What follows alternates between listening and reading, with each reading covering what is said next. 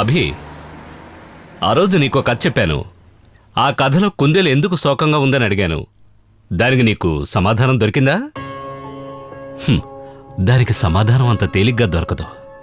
ఎప్పుడైతే దానికి నీకు సమాధానం దొరుకుతుందో ఆ రోజే నీ సమస్య కూడా తీరిపోతుంది.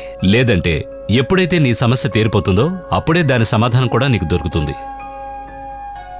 అభి, నేను చెప్పేది కొంచెం శ్రద్ధగా విను. నేను నీలాగే నా చిన్న వయసులో ఎన్నో కష్టాలు పడ్డాను.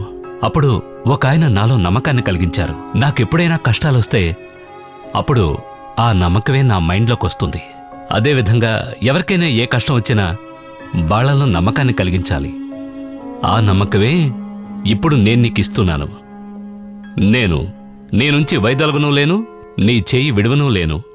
ఏ సూక్తి నా నుంచి ఎలా దూరం అవ్వలేదో, నన్ను ఎలా కాపాడిందో, అదేవిధంగా నిన్ను విడిచి దూరంగా వెళ్ళను. నిన్ను కాపాడి తీరతాను. అభి, నువ్వు ఊహ తెలియని వయసులో కనిపించకుండా పోయావు. ఇప్పుడు ఊహ తెలిసిన వయసులో తిరిగొచ్చావు. ఈ 5 ఏళ్లలో నువ్వు ఎంత కష్టపడుంటావో నాకు బాగా తెలుసు. ఆ కష్టాలు ఇక మీదట నువ్వు పడకూడదని నీతో మాట్లాడుతున్నాను. ఈ సమస్య తీరాలంటే నేనడిగే ప్రశ్నలకు నువ్వు సరిగ్గా సమాధానం చెప్పాలి. ఈ 5 సంవత్సరాలు మీరు ఎక్కడున్నారు, ఎవరితో ఉన్నారు, అసలు ఏం జరిగింది చెప్పు. చెప్పు.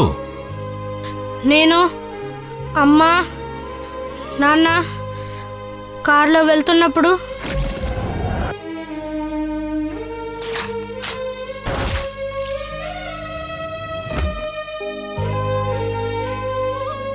అప్పుడేమైందంటే మీ నాన్ని చంపేశారా?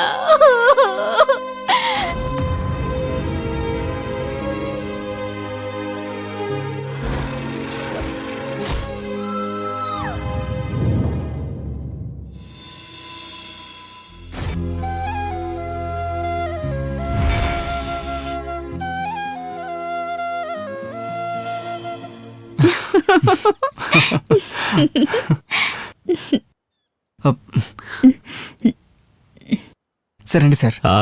కూర్చోండి. మీరు కూర్చోండి సార్. తర్వాత సార్, అభి ఏమైనా మాట్లాడా?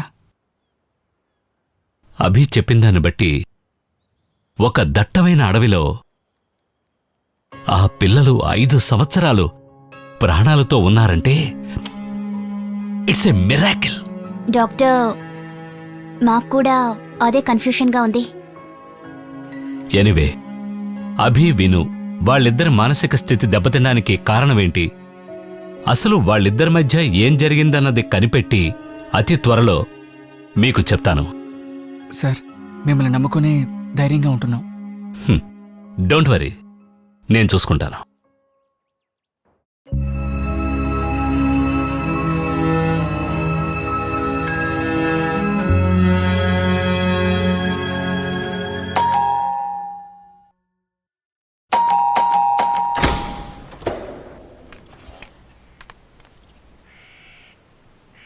పిల్లలిద్దరు ఎక్కడే?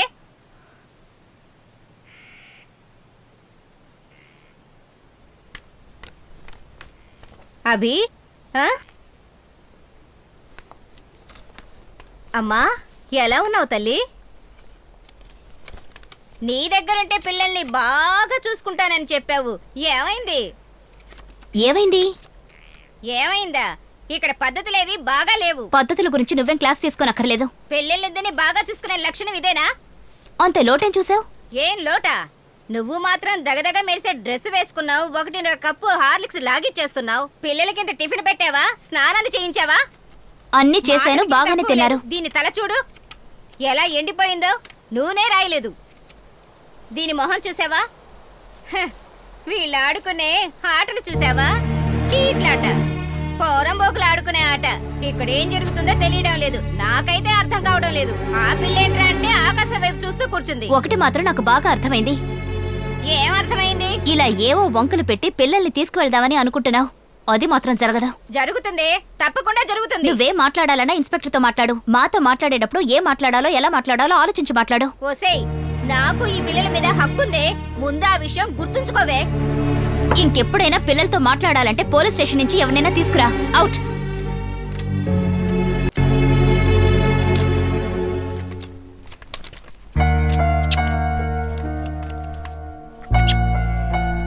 అభి, ఇక్కడ మీ ఇద్దరిని ఎవరైనా బాధ పెడుతున్నారా?